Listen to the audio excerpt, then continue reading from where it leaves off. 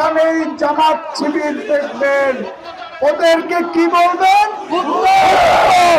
তাদের সেই যে পূর্বসূরীদের যে চরিত্র, তাদের ৭১-এর পরাজিত শক্তি, ৭১-এর পাক হানাদারের সাথে মিশে এই দেশের বিরুদ্ধে যারা গিয়েছিল, সেই শক্তি, তাদের সেই পুরনো রূপ, সেই যে রক্তকাটা বাহিনী, সেই আবারও তাদের সেই সহিংসতা দেখাইতেছে, তাদের এই সহিংসতা।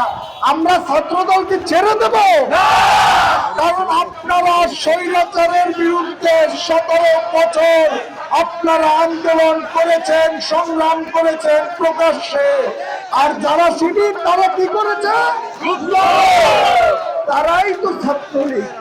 গতকালকে চট্টগ্রাম সিটি কলেজে ওই ৭১-এর পরাজিত শক্তি কিভাবে আমাদের নিরীহ ছাত্র ছাত্রীদের উপর হামলা করেছে, আমরা বলতে চাই এই হামলা আরেকটি যদি হামলা হয় তাহলে আর ছাত্রদল ঘরে বসে থাকবে না। আমাদেরকে চোখ লাগিয়ে কথা বলবেন না। আমরা এই ১৭টি বছর ওই খুনি হাসিনার, ওই পুলিশ বাহিনী, ওই র্যাব বাহিনীর ওপেনে প্রকাশে আমরা রাজনীতি করেছি।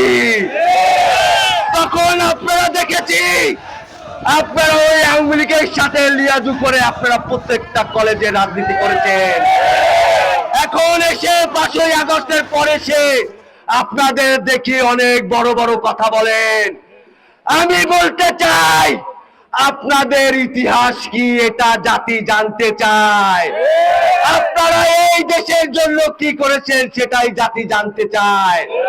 আপনারা করেছেন ১৯৭১ সালে ওই পাকিস্তান হানাদার বাহিনীর সাথে মিলিয়ে আমাদের গুপার জাপিয়ে লক্ষ লক্ষ মানুষকে মেরেছেন। এখনো আবার ওই ৭১ সালে ওই পরাজিত শক্তিটা আবার এই দেশে মাথা লাড়া দিয়ে উঠতেছে। আমরা হুঁশিয়ারি করে বলতে চাই, আমাদের নিরীহ একটি ছাত্রদের উপর যদি আর একটি হামলা হয় তাহলে আমরা সবাই মিলে আপনাদের থেকে বাংলাদেশে আপনাদেরকে অবঞ্চিত ঘোষণা করব।